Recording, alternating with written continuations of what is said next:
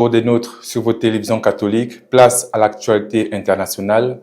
L'Éthiopie se prépare à élire ses représentants à la Chambre des représentants du peuple dans un contexte politique et sécuritaire particulièrement complexe. 2 ans après la fin du conflit dévastateur au Tigré et alors que plusieurs régions du pays restent en proie à des tensions ethniques et à une fragmentation politique croissante, ce scrutin législatif représente un test décisif pour la stabilité et la démocratisation du deuxième pays le plus peuplé d'Afrique. Entre espoir et renouveau et crainte de nouvelles violences, les regards du continent et de la communauté internationale sont tournés vers Addis Abeba. Reportage de Jennifer Makonga.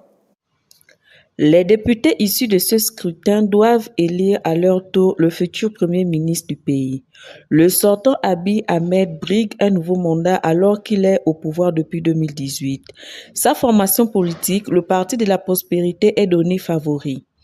Il affronte une opposition minée par des conflits internes sur fond de division ethnique. Cette élection pourrait être l'une des moins compétitives des 7 scrutins nationaux organisés depuis l'introduction du multipartisme en Éthiopie en 1991 selon les analystes. Le Parti de la Prospérité d'Abiy Ahmed avait remporté 96% des sièges lors des dernières élections en 2021. Le vote du 1er juin se déroule dans un contexte marqué par des tensions au Tigré. La région peine à se remettre du conflit meurtrier qui a opposé l'armée aux rebelles entre 2020 et 2022. Depuis, aucune élection ne s'est organisée dans sa partie septentrionale. Des observateurs de l'Union africaine, dont le siège se trouve à Addis Abeba, ainsi que de l'Autorité intergouvernementale pour le développement, abrégé IGAD, Organisation régionale d'Afrique de l'Est, surveillent le déroulement du scrutin de ce lundi.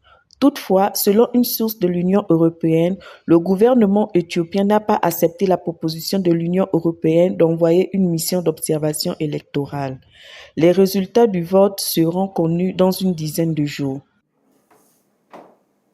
Le week-end dernier,